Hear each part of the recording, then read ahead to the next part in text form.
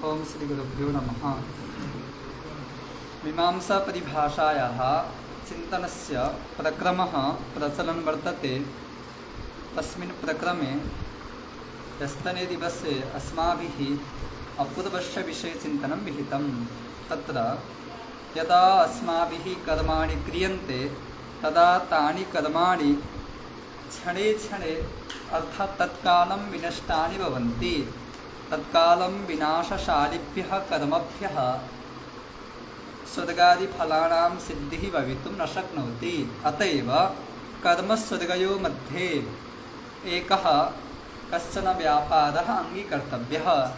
सैव व्यापारः अपूर्व इति नाम्ना उच्यते। इति रीत्या अस्माभिः अपूर्वस्य सिद्धि विहिता। कर्म और स्वर्ग आदि फल के बीच में किसी व्यापार को स्वीकार करना चाहिए। व्यापार को स्वीकार किए बिना कर्म से फल उत्पन्न होना संभव नहीं है, क्योंकि कर्म आसुतर विनाशी है। आसुतर विनाशी कर्म के द्वारा बाद में फल की सिद्धि के लिए किसी व्यापार को स्वीकार करना चाहिए। उसी व्यापार को हम बोलते अपूर्व बोलिए, चाहे धर्म अधर्म बोलिए, चाहे पुण्य अपुण्य बोलिए अथवा पुण्य पाप बोलिए, ये सब पर्यायवाची है। हम इसी का चिंतन कर रहे थे, ठीक है, समझे। इसमें कल हम बहुत चिंतन किए थे। इसका कोई विशेष बात नहीं, आपको इतना समझना है। एक अंग कर्म होता है, एक प्रधान कर्म होता है। और अंग कर्म कोई प्राच्य अंग कर्म होते हैं, कोई उदिच्य अंग कर्म होते हैं। यानी जो प्रधान कर्म से पहले किया जाता है उसको बोलते हैं हम प्राच्य अंग कर्म। जो प्रधान कर्म के बाद में होते हैं उसको बोलते हैं हम उदिच्य अंग कर्म। तो प्राच्य और उदिच्य अंग कर्म के साथ जो प्रधान कर्म है उसके द्वारा ही फलापूर्व की उत्पत्ति होती है। केवल प्राच्य अथवा उदिच्य अंग से भी फलापूर्व की उत्पत्ति संभव नहीं है, और केवल प्रधान कर्म से भी फलापूर्व की उत्पत्ति संभव नहीं है। क्योंकि यदि केवल प्रधान कर्म से फलापूर्व की सिद्धि हम मानेंगे तो क्या आपत्ति आएगी? अंग कर्मों का अनुष्ठान व्यर्थ हो जाएगा। केवल अंग कर्म से मानेंगे तो प्रधान कर्म का अनुष्ठान व्यर्थ हो जाएगा। इसलिए क्या होता है, पहले जो अंग कर्म है उन सब अंग कर्मों से अलग अलग जितने भी अंग है सबसे अलग अलग अपूर्व उत्पन्न होता है, उसको हम बोलते हैं अंगापूर्व। ग्रंथकार उसको बोलते हैं उत्पत्ति पूर्व। परंतु हम आप लोगों को समझाने के लिए माने पृथक करने के लिए हम अंगापूर्व शब्द का प्रयोग कर रहे हैं। इसमें कोई मैंने क्योंकि उससे उत्पन्न होता है इसलिए उत्पत्ति पूर्व बोलते हैं ग्रंथकार। परंतु आप लोगों को समझ में आए इसलिए हम बोल रहे हैं अंगापूर्व। तो पहले तत्त अंग कर्म से अंगापूर्व बना अलग, और फिर प्रधान कर्म से क्या बना? उत्पत्ति पूर्व बना। दो अलग अलग बन गए। अब दोनों अपूर्व मिल करके अब कर्म खत्म हो गए। प्रधान कर्म से उत्पत्ति पूर्व बना और अंग कर्म से अंगापूर्व बना। ये दोनों कर्म अब खत्म हो गए। अब दोनों अपूर्व बचे हैं, एक अंगापूर्व बचा है, एक उत्पत्ति पूर्व बचा है। दोनों अपूर्व मिल करके एक महाअपूर्व बनेगा, जिसको हम परमापूर्व, फलापूर्व अथवा महापूर्व कहेंगे। इसी अपूर्व के द्वारा यह अपूर्व जब तक स्वर्ग आदि फल को नहीं देगा तब तक यजमान के आत्मा में रहेगा। ठीक है, यजमान में रहेगा ना, यजमान के आत्मा में रहेगा। न्याय के सांख्य न्याय के योग के मत में ये सब अपूर्वादि को, मीमांसा के मत में ये सब को आत्मा में रखा जाता है। माने देखिए मुख्य देखिए बता रहे हैं, आत्मा का वास्तविक स्वरूप क्या है किसी को पता नहीं, ठीक है, समझे। इसलिए अपने अपने बुद्धि और अपनी अपनी कल्पना के अनुसार आत्मा करके किसी वस्तु को लोग कल्पना करते हैं, और उसी में और आत्मा वास्तविक क्या है समझ में आए तो आत्मा में नहीं रखा जा सकता। तो आत्मा का वास्तविक स्वरूपता में समझाना है ना, क्योंकि जितने भी पौरस्त्य दर्शन है इन सबका एक ही तात्पर्य रहा है, सबको आत्मा का वास्तविकता समझाना है। आत्मा क्या है इसी को समझाना है। तो आत्मा क्रम से जाते हैं ना, एक ही बार तो आत्मा का स्वरूप सबका साक्षात्कार होता नहीं है। तो मीमांसा के मत में जिसको आत्मा मानते हैं लोग उसी आत्मा में लोग रखते हैं। इनका आत्मा वास्तविक है या नहीं, आत्मा का जो मूल स्वरूप घटेगा नहीं अलग बात है। परंतु इनके मत में अथवा न्याय के मत में ये सब कहाँ रहते हैं? आत्मा में रहते हैं, ठीक है, समझे। क्योंकि आत्मा का वास्तविकता यदि किसी को पता होता तब तक हम बनता था, क्योंकि आत्मा को तो जानना है। इसलिए कोई किसको आत्मा मानता है, कोई किसको आत्मा मानता है, ये सब होता रहता है, इसलिए होता है। तो एक आत्मा में अपूर्व उत्पन्न होकर के फलापूर्व जब तक फल नहीं देगा तब तक यजमान के आत्मा में रहेगा, ठीक है, समझे। तो ये सभी यागों में ये प्रक्रिया है, जी समझे।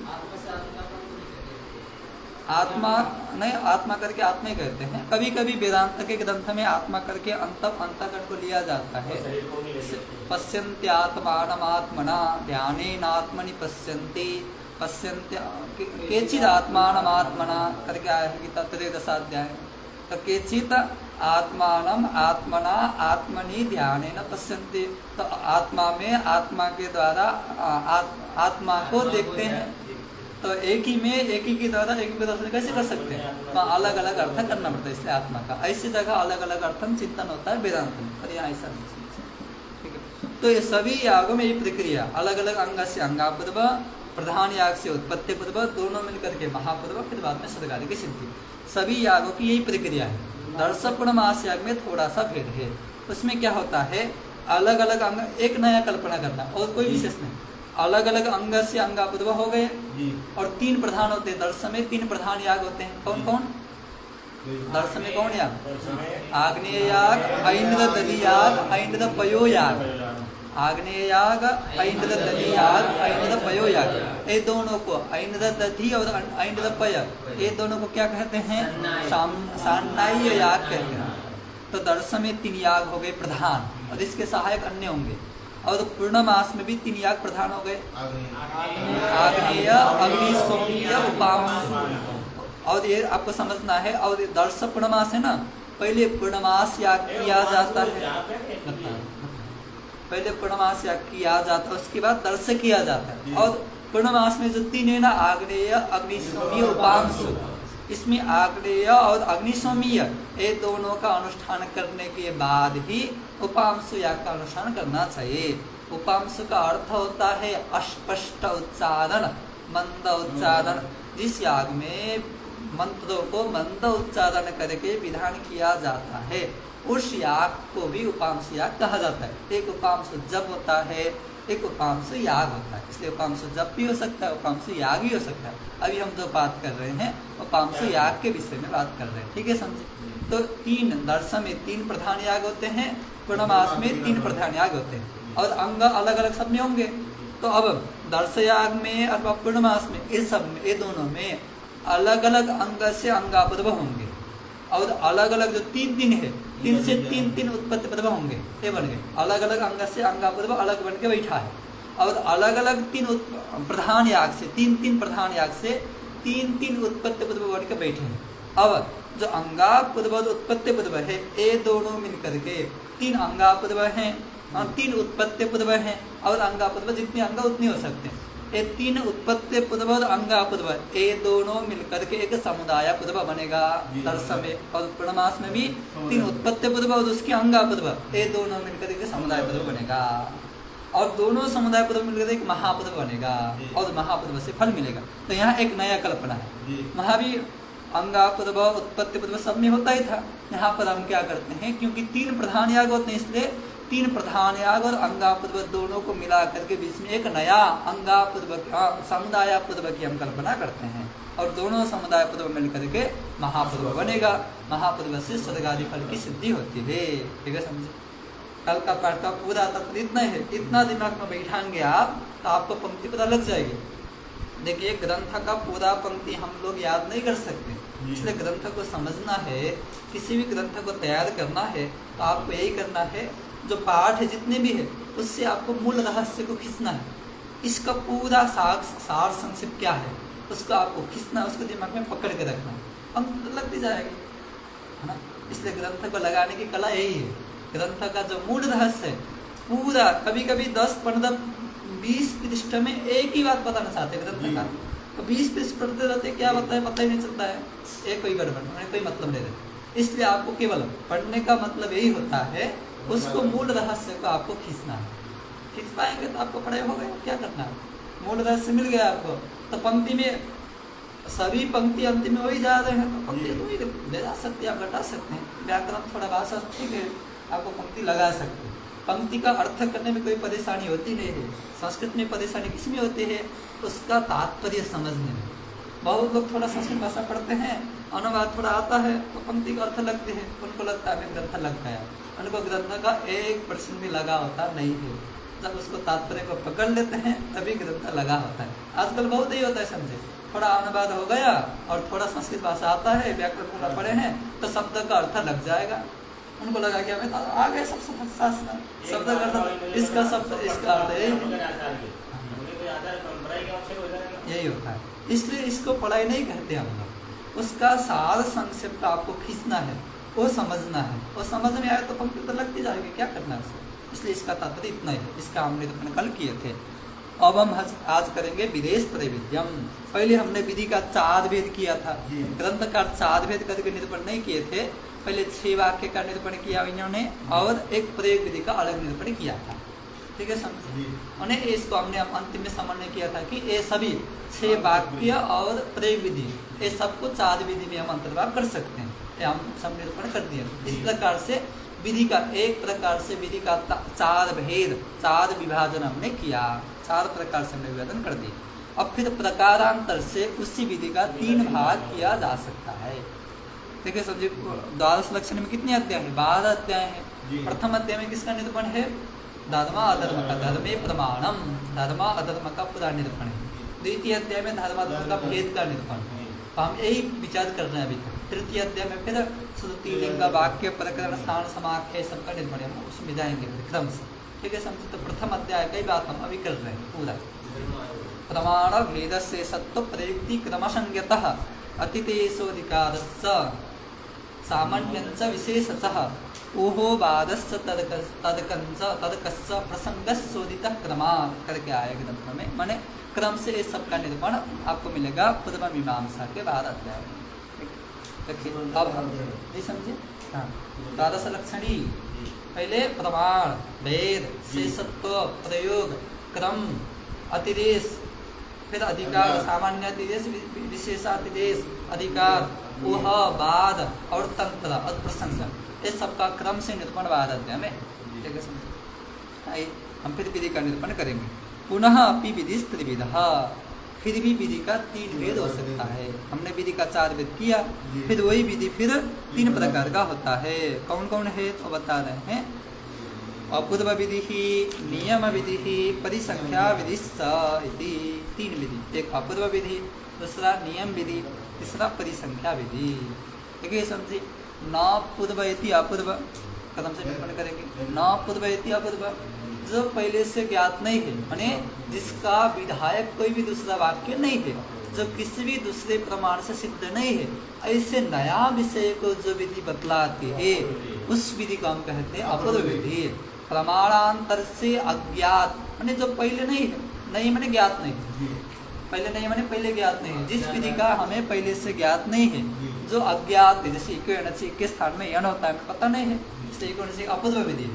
व्याकरण सब करता है समझे, क्योंकि एक के स्थान में जब तक इक्वणसी का हम अर्थ नहीं करेंगे, अपने इक्वणसी जब तक नहीं पढ़ेंगे तब तक एक के स्थान में यण करना चाहिए, कौन बताएगा? कोई भी नहीं बताएगा। इसलिए इक्वणसी अपूर्व विधि, क्योंकि नया विधान कर रहा है, किसी भी प्रमाण से असिद्ध विषय को बता रहा है, इसको बोलते हैं अपूर्व विधि। देखिए, तत्र यो विधि ही अत्यंता प्राप्तम अर्थम प्रापयति सह अपूर्व विधि। यह विधि माने जो विधि अत्यंता प्राप्तम अर्थम, अत्यंत अप्राप्त माने अज्ञात, प्रमाणांतर से अज्ञात, प्राप्त अर्थ करना आपको अज्ञात अनवगत, अत्यंत माने किसी भी प्रकार से। तो यह विधि है अत्यंता प्राप्तम अर्थ माने प्रमाणांतर से अत्यंत अज्ञात अर्थ माने विषय को, माने किसी भी प्रकार से प्राप्त नहीं, इसको बताना है, उसी को स्पष्टीकरण कर रहे, कोई नई बात नहीं, ठीक है समझे। जब लक्षण, हाँ लक्षण करते हैं तो एक एक पद का प्रयोजन होता है, व्याख्या करते हैं तो एक एक पद का पद कृत्य नहीं करते हैं। ग्रंथ का लक्षण के द्वारा निरूपण नहीं कर रहे हैं, व्याख्या कर रहे हैं, ठीक है समझिए। तो यो विधि माने किसी प्रकार से प्राप्त नहीं बताना है, इसलिए अत्यंत पद लगा दिए। तो यो विधि ही अत्यंता प्राप्तम अर्थम ज्ञापयति, प्रापयति माने ज्ञापयति, जो विधि अत्यंत अप्राप्त अर्थ माने विषय को ज्ञान कराती है, सह अपूर्व विधि ही, उसको हम बोलते हैं अपूर्व विधि। जैसे अग्निहोत्रम जुहुयात् स्वर्ग कामः, यदि आपको स्वर्ग चाहिए तो अग्निहोत्र करना चाहिए, हमें पता नहीं है स्वर्ग चाहने मैंने स्वर्ग हमें चाहिए, परंतु स्वर्ग के लिए क्या करना हमें पता नहीं है। तो अग्निहोत्रम स्वर्ग वाक्य के द्वारा स्वर्ग काम व्यक्ति के लिए अज्ञात अग्निहोत्रम का विधान किया जा रहा है। इसलिए अज्ञात ज्ञापक अत्यंत अप्राप्त अर्थ का ज्ञापक मनुष्य इसका हम बोलते हैं अपूर्व विधि। ठीक है, समझ। दूसरा उदाहरण देंगे ग्रंथ का दिया था दर्श पूर्णमास प्रकरणे। दर्श पूर्णमास के प्रकरण में ब्रीहीन प्रोक्षति ये विधि आया है। ब्रीहीन प्रोक्षति, ब्रीही का प्रोक्षण करना चाहिए, मैंने सेचन करना चाहिए। ब्रीही का प्रोक्षण जल से ऐसे सेचन करना, क्योंकि दर्श पूर्णमास में क्या चाहिए आपको? अष्टाकपाल आग्नेय याग, 3 याग होते हैं ना, 6 याग होते हैं। उनके लिए आपको कहीं अष्टाकपाल पुरोडास बनाना है, कहाँ? पौर्णमास में। और दर्श में एकादश कपाल बनाना है, उसमें भी एकादश कपाल होता है। कहाँ? पूर्णमास में भी जो अग्निशोमी है वहाँ पर एकादश कपाल होता है, और आग्नेय में अष्टाकपाल होता है। यदि आग्नेय अष्टाकपाल करके आया था कल। और अग्निशोमी में क्या होता है? एकादश कपाल होता है। मैंने आपको पुरोडास बनाना है। पुरोडास किससे बनेगा? जौ से अथवा धान से, चावल से। क्योंकि हम कल निरूपण किए थे दही पिष्टै ही यवपिष्टै वा निर्मितः पिंड विशेष पक्वः पिंड विशेषः पुरोडास। बिल्वा का जैसे बिल्लो पत्र का मैंने फल होता है ना, बिल्लो का, उतना इतना बड़ा करना चाहिए। जो हाँ इतना इतना करना चाहिए, ऐसा है शास्त्र। तो बिल्लो के फल के तरह इतना बड़ा बड़ा पुरोडास बनाना चाहिए। किससे बनाना चाहिए? तो ब्री से अथवा यव से। हाँ लड्डू की तरह बनाना है। अब आपको पुरोडास बनाना है। पुरोडास किससे बनाएंगे हम? ब्री से बनाएंगे। तो ब्रीही का प्रोक्षण करके पुरोडास कराना पड़ेगा। इसलिए उसके लिए ब्रीहीन प्रोक्षण करके विधि है। ब्रीही का प्रोक्षण करना चाहिए। ब्रीही का जल से पहले सेचन करके शुद्ध करना चाहिए। उसके बाद फिर ब्रीही का निस्तुषीकरण वैतुष्य करना चाहिए, माने उसका जो तूस है उसको हटाना चाहिए। उसके बाद फिर उसका आटा बनाना चाहिए, फिर पकाना चाहिए, फिर पुरोडास बनेगा। ऐसा फिर तो ब्रीहीन प्रोक्षति, ब्रीही का प्रोक्षण करना चाहिए। इस विधि से पहले ब्रीही का प्रोक्षण करना चाहिए करके किसी वाक्य से ज्ञात नहीं है, इसलिए अज्ञात अर्थ का व्यापक है, इसलिए अपूर्व विधि हो गया। यथा ब्रीहीन प्रोक्षति एतद विद्या भावे दर्श पौर्णमासीय ब्रीहीसु ब्रीही प्रोक्षणम कथमपि न प्राप्नोति। एतद विद्या भावे, इस विधि को अभाव में, इस विधि को न मानने पर दर्श पौर्णमासीय ब्रीहीसु, दर्श पौर्णमास याग संबंधी ब्रीही में प्रोक्षणम कथमपि न प्राप्नोति, प्रोक्षण की प्राप्ति किसी प्रमाण से नहीं है। इसलिए यह विधि ज्ञापन करा दे, इसलिए अज्ञात ज्ञापक, इसलिए क्या है? अपूर्व विधि है। एतद विधि सत्य तो तत्संबंधी ब्रीहीसु प्रोक्षण प्राप्नोत्येव, इस विधि को मानने पर तत्मने दर्श पौर्णमास संबंधी ब्रीही में प्रोक्षण प्राप्त होता है। इस तरह से, इस प्रकार से अत्यंत प्राप्त प्रोक्षण प्रापकत्वात्, अत्यंत अप्राप्त प्रोक्षण रूप कर्म को प्रापक माने ज्ञान कराने के कारण से अयम अपूर्व विधि, हम इसको अपूर्व विधि मानते हैं, इसलिए अपूर्व विधि। ठीक है, समझ। अब यहाँ एक बात आपको समझाना है, ब्रीही का प्रोक्षण करना चाहिए, तो उससे क्या मिलेगा? कुछ जिज्ञासा होती है, तो हमें बोलना है कई फल दृष्ट होता है, कहीं अदृष्ट होता है। जहाँ दृष्ट फल संभव है वहाँ दृष्ट फल की कल्पना करनी चाहिए। संभवत दृष्ट फलकत्वे अदिष्ट फल कल्पनाया न्यायत्वम, जहाँ पर दृष्ट फल संभव होता है वहाँ पर अदृष्ट फल की कल्पना नहीं करनी चाहिए। इसलिए जो प्राचीन लोग है, 90 प्राचीन नहीं आए, तो मंगल का फल क्या मानते हैं? समाप्ति मानते हैं, क्योंकि ग्रंथ का समाप्ति तो फल दिख रहा है। जब समाप्ति दिख रहा है तो समाप्ति को छोड़ करके अन्य फल की कल्पना की कोई आवश्यकता नहीं है। इसलिए मंगल क्या है? समाप्ति फलक है। मंगलम समाप्ति फलकम समाप्त्यन्य फलकत्वे सति फलत्वा करके परिशेषानुमान के द्वारा मंगल समाप्ति फलक है करके सिद्ध करते नहीं आएगा। ठीक है, समझे? इस तरह इसलिए कोई विधि माने कहीं दृष्ट फल संभव होता है, कहीं अदृष्ट होता है। जहाँ दृष्ट फल संभव है वहाँ पर दृष्ट को मानना चाहिए, जहाँ दृष्ट से काम नहीं बनेगा वहाँ पर अदृष्ट फल को मानना चाहिए, क्योंकि शास्त्र विधान कर रहा है इसका कोई ना कोई फल होना चाहिए। अदृष्ट फल संभव नहीं है, हम मानेंगे अदृष्ट कोई होगा। ठीक है, क्योंकि शास्त्र विधान कर रहा है तो शास्त्र की प्रवृत्ति निरर्थक नहीं होती। शास्त्र विधान कर रहा है तो कुछ ना कुछ फल तो होगा ही होगा। दृष्ट फल तो नहीं दिख रहा है, क्या मानेंगे हम? अदृष्ट फल। इससे कुछ अपूर्व मिलेगा, कुछ अदृष्ट फल है, जिसके कारण से अपूर्व आदि के द्वारा मुख्य फल की प्राप्ति होती है करके हम अदृष्ट फल कल्पना करते हैं। ठीक है। चलिए, ये हो गया अपूर्व विधि। अब हम आएंगे नियम विधि में। माने जो अत्यंत अप्राप्त, इसलिए तत्त अज्ञात अर्थ ज्ञापक, माने अज्ञात अर्थ का ज्ञापक को हम बोलते हैं अपूर्व विधि। सच तादृश प्रयोजनवद अर्थ विधानेन अर्थवान यादृशं चार्थम प्रमाणांतरेण अप्राप्त विधत्ते करके अर्थ संग्रह। माने जो प्रमाणांतर से अप्राप्त विषय का विधान करता है, ऐसे विधि को हम बोलते हैं अपूर्व विधि। अब आ गया नियम विधि। नियम विधि में क्या होता है समझिए, एक पक्ष में प्राप्त रहता है, एक पक्ष में अप्राप्त रहता है। ऐसे में एक पक्ष में प्राप्त को जो विधान करता है, इसमें क्या होता है, अत्यंत अप्राप्त था उसको विधान कर रहा था, उसको हम क्या बोलते हैं, अपूर्व विधि बोलते हैं।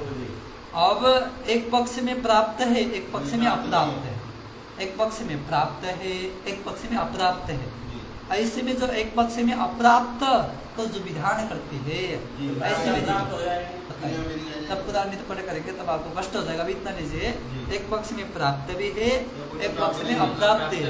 ऐसे स्थल में अप्राप्त को जो ज्ञान कराती है, इसको हम बोलते हैं नियम विधि। उसको नहीं तो पढ़े करेंगे आपको कष्ट हो जाएगा। देखिए, यह श्लोक भी आया है अर्थ संग्रह में, सम्भवतः कुमारिल भट्ट का है। विधि अत्यंतम प्राप्तो नियमः पाक्षिके सति।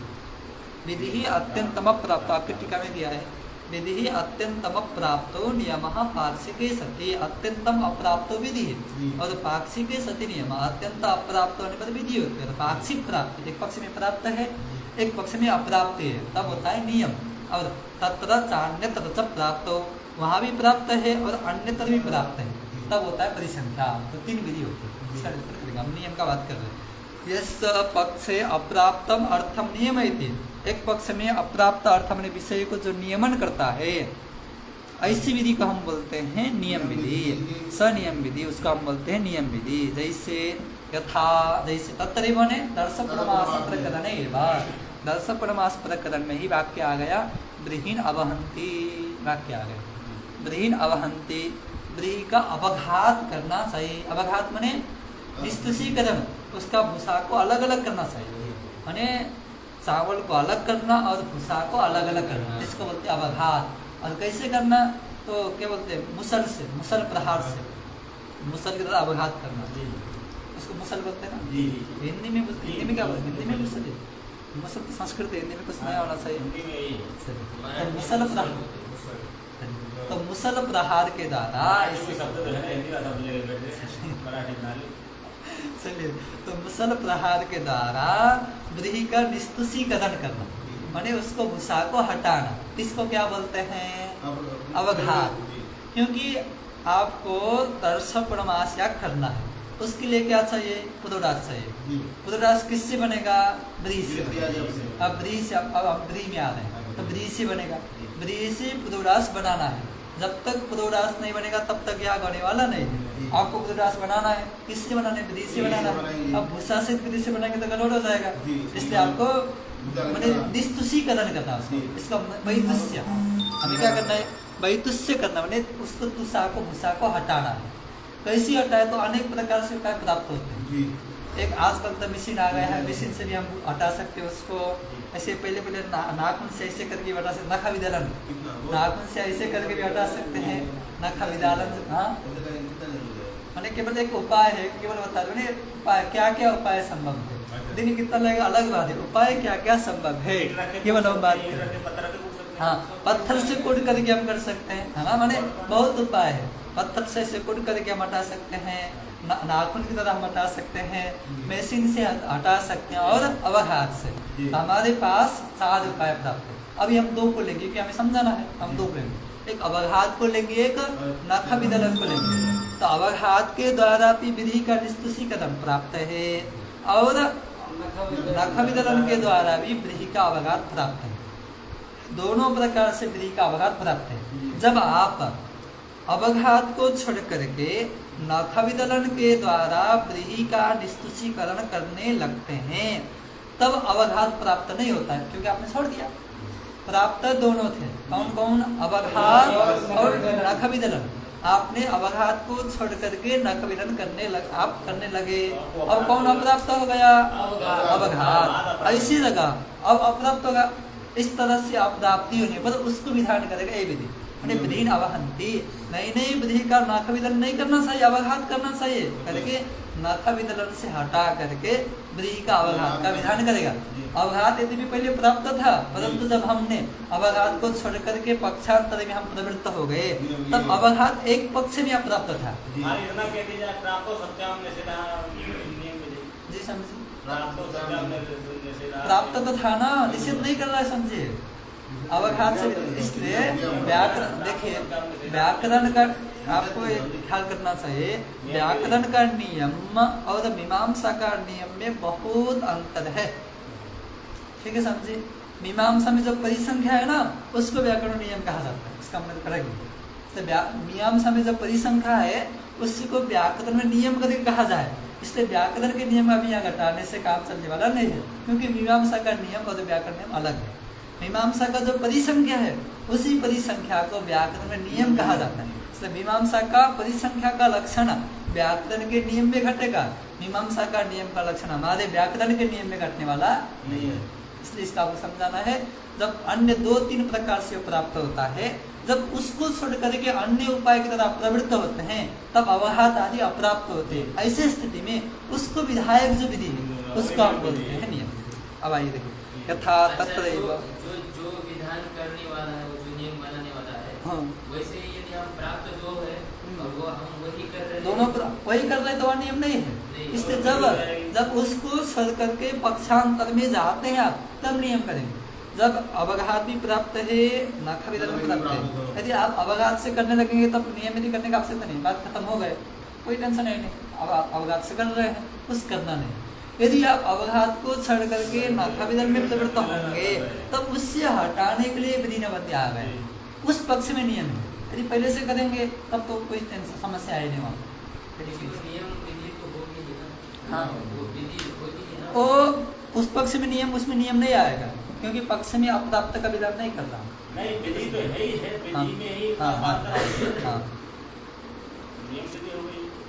देखिए, तो यथा तत्रैव विधि नवन्ति एतद् विद्य भावे, इस विधि के अभाव में दार्श पौर्णमासिक व्रीहिषु, दार्श पौर्णमासिक व्रीहि में, दर्श पौर्णमास्यागीय व्रीहि में उत्पत्ति वाक्यावगत पुरोडाशोपयोगी तंडुल निष्पत्ति अनुकूल वैतुष्य कार्याय, ठीक है समझे। उत्पत्ति वाक्य माने दर्श पौर्णमास्याग का विधान करने वाला जो वाक्य, उस वाक्य के द्वारा अवगत माने ज्ञात जो पुरोडास, उत्पत्ति वाक्य के द्वारा अवगत जो पुरोडास, उसके लिए उपयोगी जो तंडुल की निष्पत्ति माने संपादन, तंडुल बनाना है, क्योंकि तंडुल से पुरोडास बनेगा। तो दर्श उत्पत्ति वाक्य के द्वारा अवगत जो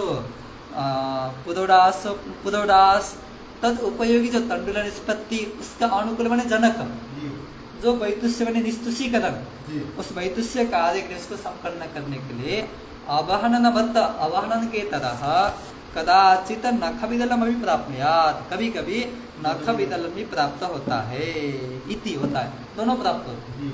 तस्मिन पक्षे, उस पक्ष में, जब अवघात को छोड़ करके आप नख विदल में जाते हैं, उस पक्ष में अवहनन से प्राप्ति अभावात, अवहनन प्राप्त नहीं होगा। इसलिए अवहन की प्राप्ति न होने के कारण से कार्यान्यथोपपत्ति, कार्य की अन्य प्रकार से उपपत्ति हो जाएगी। अन्य प्रकार नख विदलन, कार्य बने निस्तुषीकरण, तंडुल निष्पत्ति जो कार्य है वह अन्यथोपपत्ति बने, अन्यथा बने अन्य प्रकार से बने नख विदलन उपपन्न होने के कारण से अवहनन से पाक्षिक प्राप्ति स्यात्, अवहनन एक पक्ष में अवहनन प्राप्त हो जाएगा, एक पक्ष में नख माने इतना हो जाएगा, ऐसी बने ऐसी व्यवस्था हो जाएगी, नख विदलन के द्वारा निस्तुषीकरण करने पर भी आपको याग सिद्ध होने लगेगा, और अवघात के द्वारा निस्तुषीकरण के द्वारा भी याग की निष्पत्ति होने लगेगी।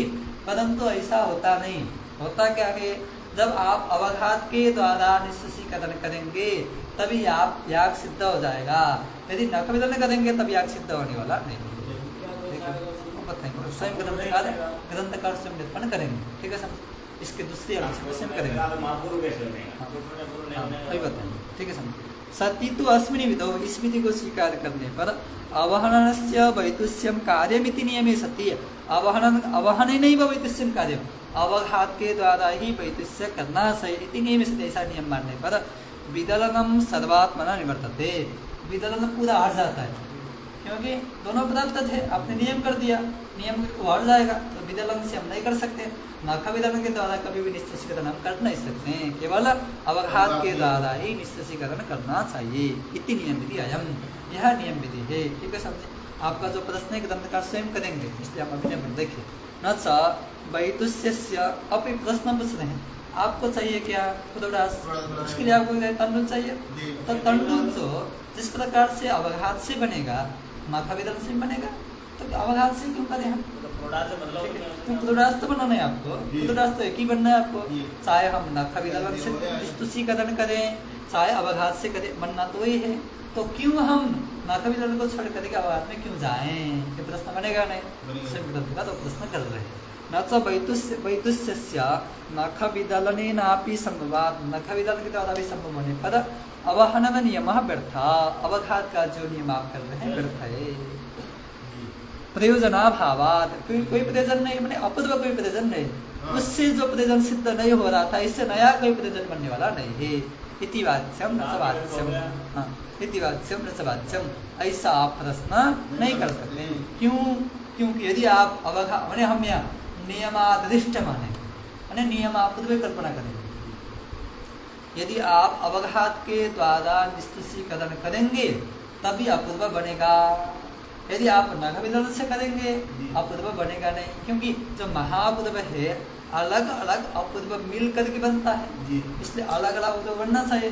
जब इसका अपूर्व बना ही नहीं, अंतिम में महापूर्व नहीं बन पाएगा, तब तो अंतिम में स्वर्गादि फल की प्राप्ति नहीं होगी। इसलिए अवघातेन यदि हम निष्कर्षीकरण करेंगे तभी अपूर्व बनेगा, नख विदलन से करेंगे तो अपूर्व बनने वाला नहीं है। इसके लिए नियम, हाँ, नियमापूर्व, इसको बोलते हैं हम नियमापूर्व, नियम विधि के द्वारा आने वाला अपूर्व। तो पहले कल तक कितने थे? 4 थे, अब एक नया जुड़ गए तो 5 अपूर्व हो गए। उत्पत्त्यपूर्व, अंगापूर्व, समुदायापूर्व, महापूर्व, अब परमापूर्व, 4 तो हो गए थे, आज एक नया जुड़ गया नियमापूर्व। ठीक है, नियम विधि में जो अपूर्व होता है उसको बोलते हैं नियमापूर्व। तो हम यहाँ नियमापूर्व की कल्पना करेंगे। देखिए, अवघातेनैव वैतुष्यकरणे किंचित अदिष्टम जायते, अवघात के द्वारा वैतुष्यकरण करने पर ही किसी अदिष्ट की उत्पत्ति होती है। इति नियमादिष्टांगिकारात्, इस तरह से हम नियमादिष्ट की स्वीकार करेंगे। नियमेन दृष्ट कार्यालाभे भी अदिष्ट से उत्पत्ति, यदि भी नियम से कोई दृष्टा फल तैयार नहीं मिल रहा है, परंतु अदिष्ट अपूर्व फल की उत्पत्ति हो जाएगी। हाँ, अपूर्व अदिष्ट, ठीक है। और अपूर्व से क्या करेगा? अपूर्व का कोई दूसरा फल नहीं है, उस अपूर्व के द्वारा महापूर्व बनेगा और महापूर्व से मिलेगा।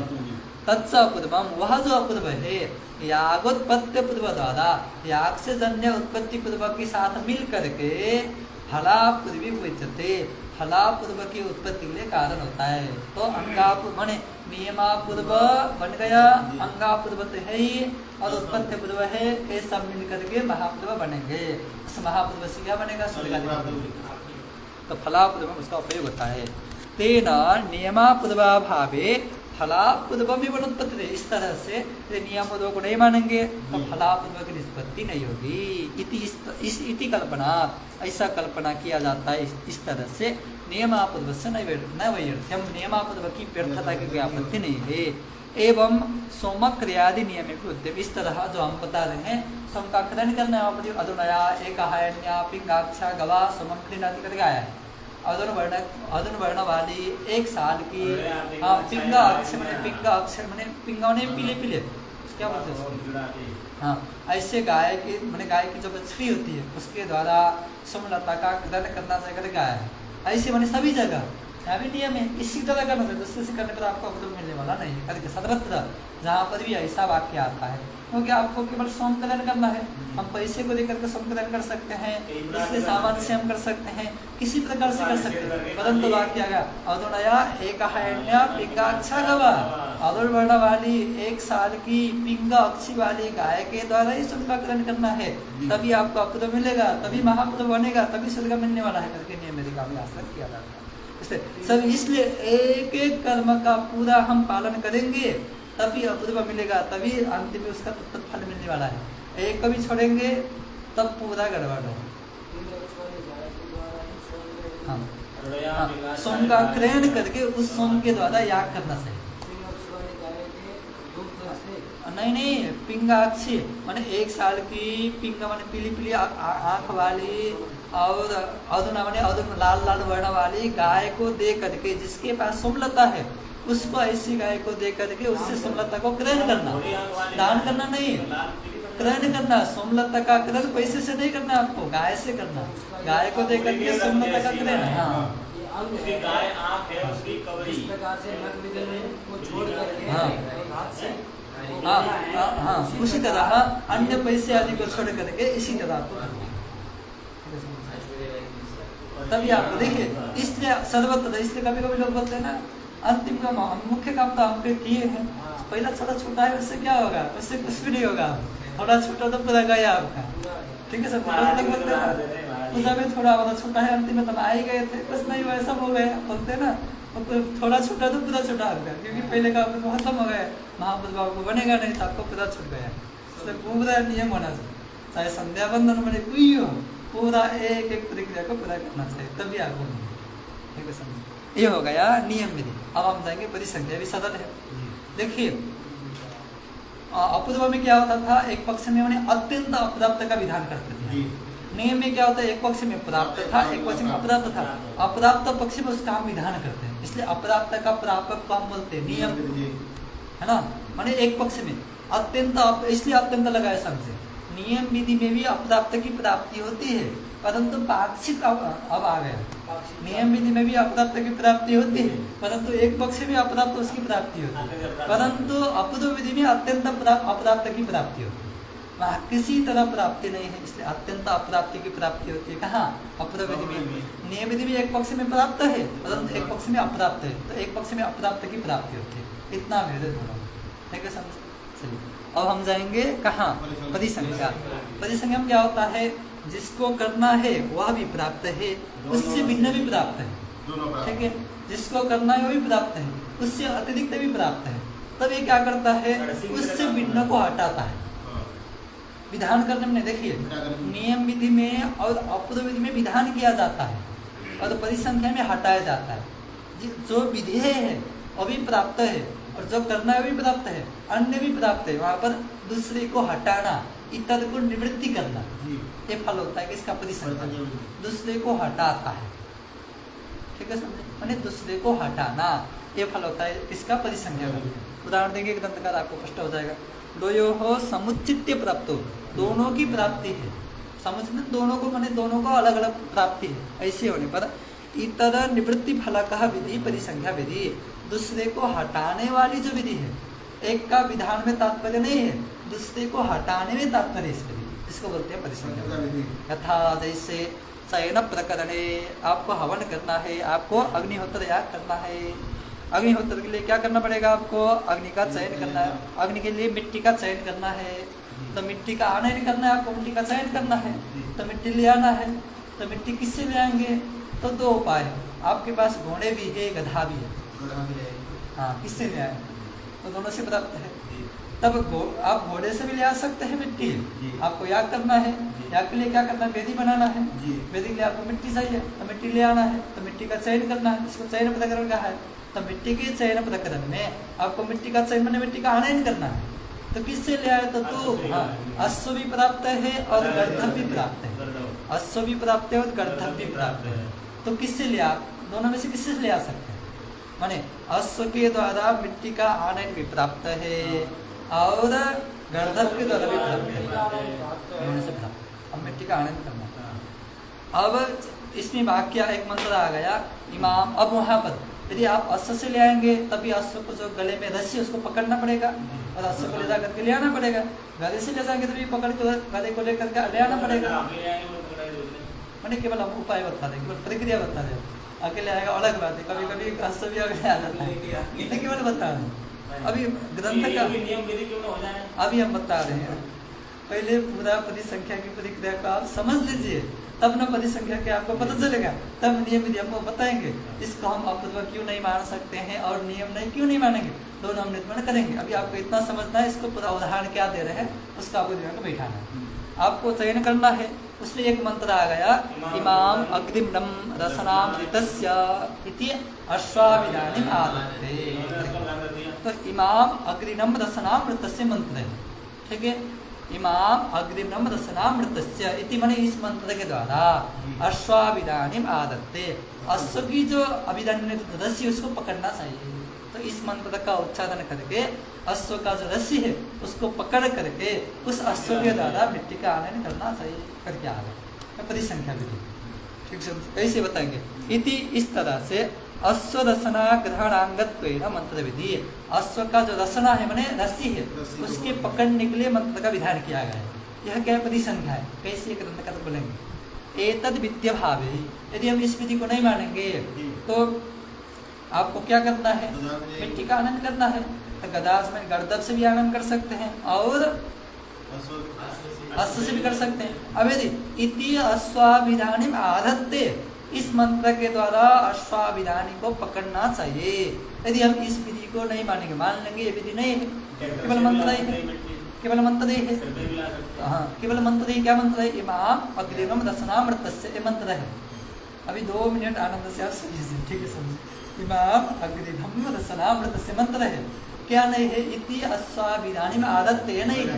इस मंत्र के द्वारा अश्व की जो रसना है उसको पकड़ना चाहिए, ये विधि नहीं है, मंत्र तो है। तो केवल मंत्र है, माने इमाम अग्निनम रसनामृतस्य, माने इमाम माने अश्व आदि माने अमृत फल देने वाले जो पशु हैं उसका जो रसना है उसको हम माने ग्रहण करते हैं, मंत्र का ये अर्थ है। इस मंत्र में रसनाम अग्निनम आ गए ना, तो रसना शब्द का उच्चारण है। तो रसना शब्द का उच्चारण होने से रसना शब्द अपना अर्थ को प्रकाशन करेगा, इसको बोलते हैं लिंग, माने अर्थ प्रकाशन सामर्थ्य। रसना शब्द के द्वारा अपना अर्थ प्रकाशित हो रहा है। रसना माने रस्सी, और रस्सी अश्व को भी माने अश्व की रस्सी भी हो सकते हैं, और गर्दभ जो रसना है अश्व के भी हो सकते हैं। रसना स्त्रीलिंग है ना, बहुत कभी बराबर होता है। रसना अश्व का रसना बोले तो अश्व की रसना, चलिए, तो रसना अश्व की भी हो सकती है, गर्दभ की भी हो सकती है, ठीक है। समझ, रसना किसकी, अश्व की भी हो सकती है। यदि हम इति अश्वाभिधानिम आदत्ते नहीं कहेंगे, इस मंत्र से अश्व की रसना पकड़ना चाहिए, ये विधि नहीं करेंगे, केवल मंत्र है, मंत्र में रसना शब्द आया है। रसना शब्द अपना अर्थ बताएगा, वह रसना शब्द का अर्थ गर्दभ की रसना भी हम ले जा सकते हैं, अश्व भी ले जा सकते हैं। इसलिए अभिधानी मैंने रस्सी जिससे बांधता, ठीक है।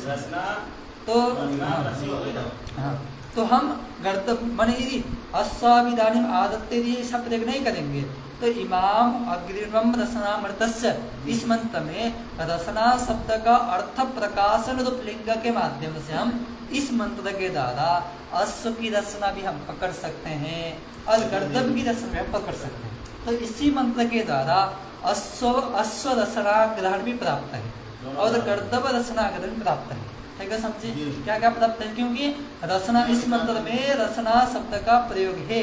रसना शब्द अपना अर्थ बताएगा, रसना का अर्थ अश्व रसना और गर्दभ रसना दोनों हो सकते हैं, इसलिए रसना शब्द का अर्थ प्रकाशन इसको हम लिंग बोलते हैं। तो रसना शब्द का अर्थ प्रकाशन रूप लिंग प्रमाण के द्वारा रसना रसना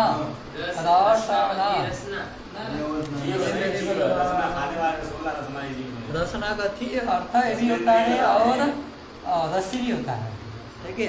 और यह है ना रसना, पुस्तक देखिए, इमाम अग्निनम रसना, ठीक है। हाँ हाँ, ये तालब है। तो रसना अश्व रसना ग्रहण भी प्राप्त है और गर्दभ रसना ग्रहण भी प्राप्त है, दोनों प्राप्त है। तब विधि आएगी इमाम अग्निनम रसनामृतस्य अश्वाभिधानी में आदत्ते, इसके द्वारा अश्वाभिधानी का ग्रहण करना चाहिए, विधि आ गई। इस विधि से क्या किया जाता है, इस विधि से गर्दभ रसना ग्रहण की निवृत्ति की जाती है, माने इस मंत्र के द्वारा अश्व रसना का ग्रहण करना चाहिए। इसके विधान में इस विधि का तात्पर्य नहीं है, क्योंकि इति अश्वाभिधानी में आदत्ते, यदि यह विधि नहीं होती तब इस मंत्र के द्वारा अश्व रसना ग्रहण प्राप्त है, दोनों प्राप्त है। जी इमाम अग्निम रसनामृतस्य में रसना शब्द के अर्थ प्रकाशन रूप लिंग के द्वारा इस मंत्र के द्वारा अश्व रसना ग्रहण भी प्राप्त है और गर्दभ रसना ग्रहण भी प्राप्त है, दोनों प्राप्त है। इसलिए जब ये विधि आ गई इति अश्वाभिधानी में आदत्ते, यह विधि जब आ गई इस विधि के द्वारा अश्व रसना ग्रहण का विधान नहीं किया जाता है। इस मंत्र के द्वारा अश्व रसना का ग्रहण करना चाहिए, इस तरह से विधान हम नहीं करते हैं। क्यों? क्योंकि विधान किसका किया जाता है? जो अप्राप्त होता है उसका हम विधान करते हैं, ये तो पहले से प्राप्त है। यदि हम इस विधि को नहीं मानेंगे तब भी रसना शब्द के अर्थ प्रकाशन से अश्व रसना ग्रहण भी पहले से प्राप्त है, अश्व भी प्राप्त है, गर्भ भी प्राप्त है, तो अश्व का रसना ग्रहण पहले से प्राप्त है। इसलिए अप्राप्त का प्रापक नहीं है, इसलिए हम इसको अप्र विधि हम नहीं मान सकते। और ठीक है, इसलिए क्या करेगा? इसका तात्पर्य इस मंत्र के द्वारा अश्व का रसना ग्रहण करना चाहिए, इसमें इस विधि का तात्पर्य नहीं है। इसका तात्पर्य क्या है? माने अश्व के अतिरिक्त जो गर्दभ है उसके रसना ग्रहण में इस मंत्र का उच्चारण नहीं करना चाहिए करके अश्व को छोड़ करके जो इतर है गर्दभ उसके रसना ग्रहण में इस मंत्र की व्यावृत्ति करना है तात्पर्य, क्योंकि वो तो पहले से प्राप्त है, इसलिए प्राप्त का विधान हम नहीं करते। इसलिए इतर व्यावृत्ति माने गर्दभ रसना ग्रहण व्यावृत्ति, इस मंत्र का माने गर्दभ के रसना ग्रहण में इस मंत्र का उच्चारण नहीं करना चाहिए, केवल फलितार्थ हो जाएगा, अंत में अश्व मतलब फलितार्थ हो जाएगा, मतलब उसका विधान में तात्पर्य नहीं। क्यों विधान क्यों नहीं मानेंगे? क्योंकि पहले से प्राप्त है, अब प्राप्त है तो अपूर्व ही हम मानते हैं, अपूर्व विधि। हाँ, वो तो पहले से विधान ही है। अपूर्व विधि नहीं समझिए, क्योंकि लिंग प्रमाण से प्राप्त है, ठीक है समझे? हाँ, इसलिए दोनों प्राप्त है, इसलिए अप्राप्त का विधान करेगा तब अपूर्व विधि होती है। इसलिए यह जो मंत्र है इमाम अग्निनम, यह मंत्र अप्राप्त अश्व रसना ग्रहण का विधान नहीं करता है। करता क्या है?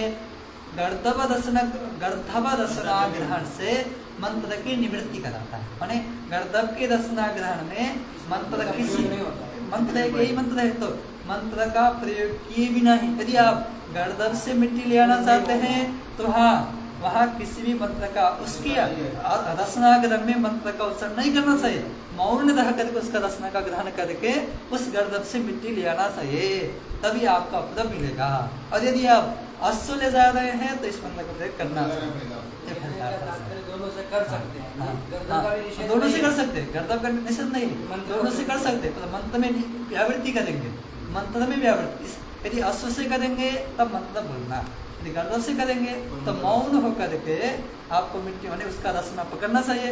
गर्दभ से करेंगे और मंत्र बोल लेंगे तो आपको अपना मिलने वाला नहीं है, विधि पता गड़बड़। इसलिए शुद्ध में ही मिट्टी ले आने में इतना नियम है, देखिए कितना नियम से हमें। अभी वर्तमान पूर्व समय में तो कोई इतना काम क्यों करेगा? मंत्री बोले हो गधा को लाना बड़ा मुश्किल, तो घोड़ा को गधा सही में चल जाता है, मतलब लाना पड़ेगा ना, घोड़ा क्यों करेगा?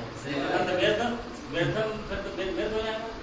दोनों प्राप्त करना, कोई घोड़ा ठीक है समझ विभाग में तो है नहीं, ये तो बात समझ आता हूँ। बाहर जब देता कोई घटक से कर सकता है या नहीं बोलिए?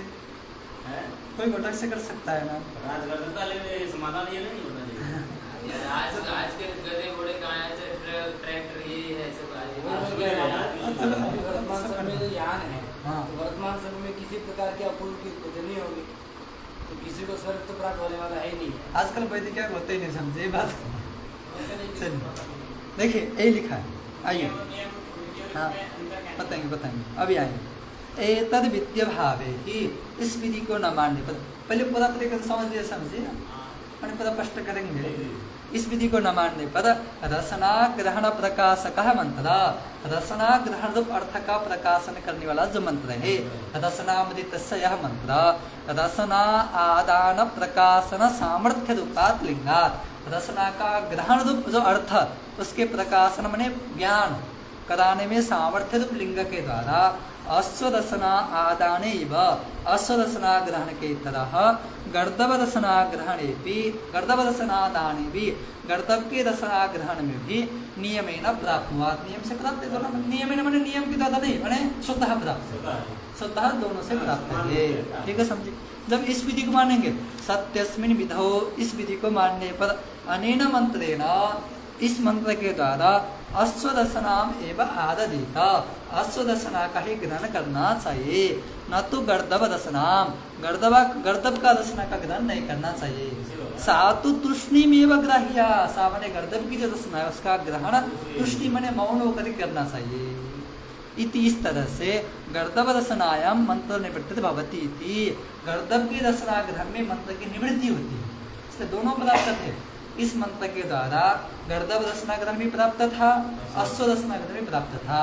तो इस विधि से क्या हो जाएगा, गर्दभ दशना ग्रहण में मंत्र की प्रवृत्ति होगी, इसमें तात्पर्य नहीं है। गर्दभ दशना ग्रहण से मंत्र की निवृत्ति हो जाएगी। देखिए अब हम बता दें, पहले पंक्ति करेंगे फिर बताएंगे। इति इस तरह से द्वयो समुचित प्राप्त हो, दोनों की समुचित प्राप्ति होने पर, माने दोनों को साथ साथ में प्राप्ति होने पर, इतर निवृत्ति फलकत्वात्, एक की निवृत्ति करना ही फल है इसका। ठीक है, इतर माने गर्दभ दशना ग्रहण से निवृत्ति फल होने के कारण से अयम परिसंख्या विधि, इसको हम बोलते परिसंख्या विधि। देखिए समझिए, अब इसको निवृत्ति कहाँ कर रहे हैं आपने, दोनों से मिट्टी ला सकते हैं। हाँ देखिए, मंत्र को नहीं बोलना, ये मंत्र की हम मंत्र में विधि कर रहे हैं।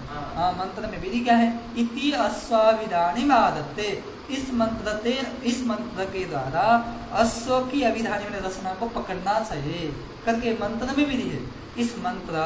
इस मंत्र का यह मंत्र माने इस मंत्र की निवृत्ति हो जाएगी, इस मंत्र की गर्दभ दशना ग्रहण में निवृत्ति हो जाएगी और अश्व दशना ग्रहण में प्रवृत्ति हो जाएगी। इसका तात्पर्य अश्व दशना ग्रहण में इस मंत्र की प्रवृत्ति करने में इस विधि का तात्पर्य नहीं है। तात्पर्य किसमें है, गर्दभ से निवृत्ति में है। प्रवृत्ति में तात्पर्य क्यों नहीं है, क्योंकि यदि इस विधि को नहीं मानेंगे तब भी उस मंत्र में रचना शब्द आया है, तो रचना शब्द आने से दोनों का रचना हम ले सकते हैं। तो अश्व और गर्दभ दोनों की रचना ग्रहण स्वतः प्राप्त है, इसलिए अप्राप्त अंश का पूरक नहीं है, इसलिए हम क्या नहीं मान सकते, अप्राप्त माने अपूर्वविधि नहीं मान सकते। और नियम इसलिए नहीं मान सकते, नियम में क्या होता है, एक पक्ष में अप्राप्त का विधान होता है ना।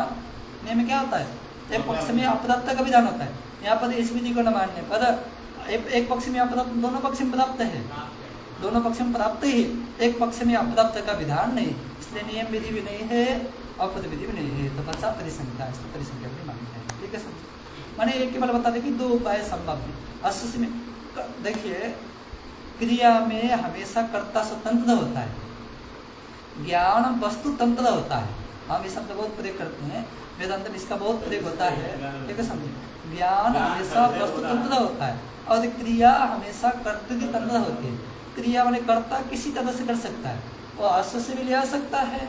ठीक है, मंत्र बोलना पड़ेगा, इतना समस्या है, मंत्र बोलना पड़ेगा, कुछ छोड़ेगा तो नहीं ना, उसको क्या करना है, अश्व से ले आ सकते, इसलिए क्योंकि क्रिया में व्यक्ति स्वतंत्र होता है, इसलिए क्रिया में इससे करेंगे इससे नहीं करेंगे ये हम बात नहीं कर सकते, क्योंकि यजमान स्वतंत्र होता है। इसलिए वस्तुतंत्रो भवेद बोधो कर्तृतंत्रम उपासनम, पंचदशी विद्याधर ने समझे लिखते हैं पंचदशी में, वस्तुतंत्र भवेद बोध, जो ज्ञान होता है वस्तु की अधीन होता है, जैसा वस्तु ऐसा ज्ञान होता है। यहाँ मोबाइल है, हम इस मोबाइल को नहीं जानेंगे नहीं देखेंगे तो हम बता सकते हैं, इन्हें दर्शन नहीं कर सकते तो दिखेंगे, ऐसा ऐसा दिखेगा।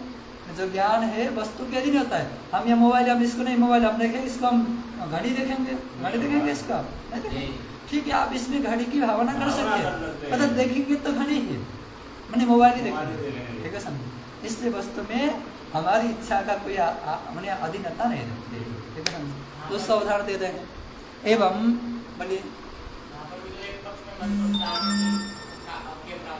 हाँ मंत्रोच्चारण की एक पक्ष में प्राप्ति नहीं है। राष्ट्रग्राम यदि इस विधि को नहीं मानेंगे तो मान लेंगे मंत्र है, इमाम अग्निम दशनामृत से मंत्र है, परंतु इति अश्वा विधानी में आदत्ते विधि नहीं है, इस विधि को नहीं मानेंगे तो दोनों में प्राप्त है। कौन में प्राप्त है, अश्व दशनाग्रह में प्राप्त है और उसमें प्राप्त है। अब हम एक को पकड़ करके दूसरे को हम नहीं छोड़ रहे, यदि ऐसा होने के बाद एक को पकड़ करके दूसरे में हम जाते थे तब दूसरे को हटाने के लिए नियम विधि मानते थे, परंतु यहाँ ऐसा नहीं हो रहा है, दोनों प्राप्त है, दोनों प्राप्त, एक को हटाना है हमें, एक को छोड़कर दूसरे में नहीं जा रहे, इतना भेद है। ठीक है, दूसरा उदाहरण दे दे, उसको हम घटाएंगे और छोड़ेंगे। एवं पंचनखा वक्षा इत्यादि अपि बुद्ध्यम, ये वाक्य आ गए हैं पंचनखा वक्षा वाल्मीकि रामायण में। पंच पंचनखा वक्षा ब्रह्म क्षत्रेण राघव ससकः सल्लकी गोदा खड़गी कुदमोद पंचमा। हे राघव, ब्राह्मण और क्षत्रिय के द्वारा 5 नाखून वाले 5 पशु का मांस भक्षण कर सकते हैं। कौन कौन? ससकः मने खरगोश, सल्लकी मने इसको हिंदी में क्या बोलते हैं? नेपाली में दुमसी बोलते हैं, हिंदी में क्या बोलते हैं हमें पता नहीं। कैसी होती माने उसके कंटक होता है, माने काड़ा काड़ा होता है उसके शरीर में पूरा। जब हाँ उपनयन संस्कार होता है उसमें उसके सिर में उसका कंटक को लगाना 3 जगह, ऐसे चूड़ाकरण में सिर में 3 जगह उसका कंटक को लगा करके चूड़ाकरण करना पड़ता है। स्याही सिका हाँ स्याही स्याही स्याही स्याही हाँ हाँ हाँ गोल गोल होता है, कांटे कांटे होता है, उसको बोलते हैं सल्लक। हाँ हाँ कितना होता है उसको बोलेंगे सल्लकी। और गोधा मने इसको क्या बोलते हैं हिंदी में? गोधा मने जो माउसली होता है ना, छोटा छिपकली, छिपकली की उसका बड़ी- जो बड़ा जो बड़ी बना है। वो- हाँ वो- हाँ हाँ हाँ जब पहले युद्ध में उसको ऐसे फेंक करके उसको पकड़ के मर जाते थे, उसको बोलते हैं गोधा। ठीक है समझे? और खड़गी मने गैंडा, खड़गी मने गैंडा गैंडा हाँ। और कुदमा मने कच्छप, ये 5 हाँ कछुआ हाँ 5 कच्छप 5 हो गए ना। ससक 1 हो गया, ससक 1, सल्लकी दूसरा, गोधा तीसरा, खड़गी चतुर्थ, कुदमा पंचम 5 हो गए।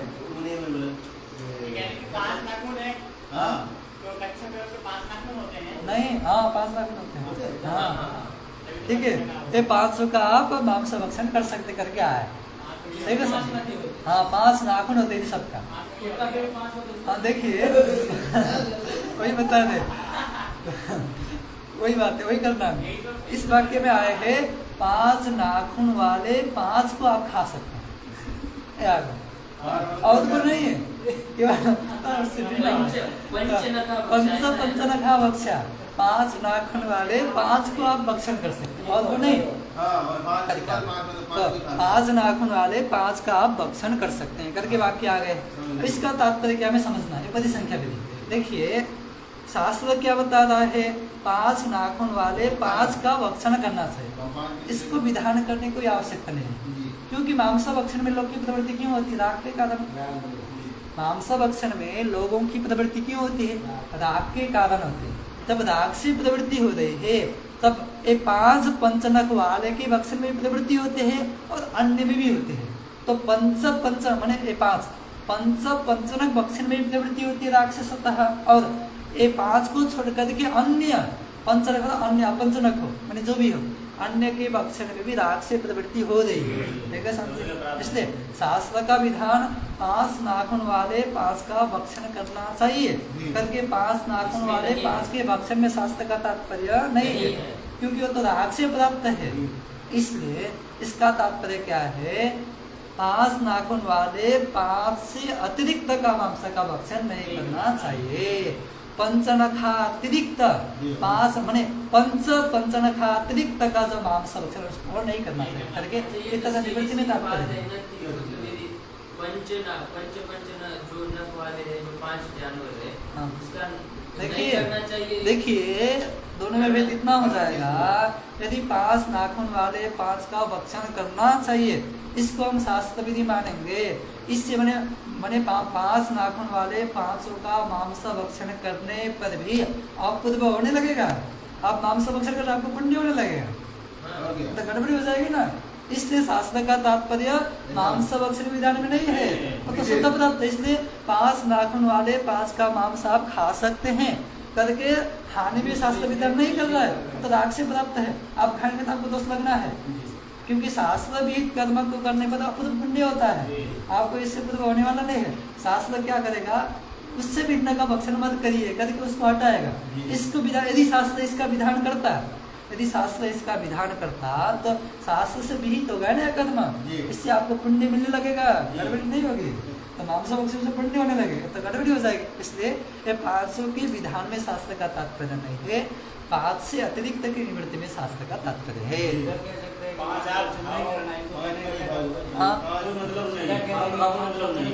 यदि आप राग से कथनचित प्रवृत्त हो ही रहे हैं तभी 5 से अधिक को कम से कम मत खाइए, इतने में आप संतुष्ट हो जाइए, इतना होता है। नहीं, ये पकड़ना ही बहुत कठिन है। हाँ ये पकड़ना ही बहुत कठिन है। हाँ, ये सहज में उपलब्ध नहीं है। चलिए समझिए। ठीक है, इस तरह से हमने पद संख्या का निरूपण कर दिया। इसके बाद प्रथम पद का निर्माण खत्म हो गया, द्वितीय पद का निरूपण हम कल करेंगे। ओम प्रणमदः प्रणमिदं प्रणमते प्रणस्य प्रणमानाय प्रणमते। ओम शांति शांति शांति।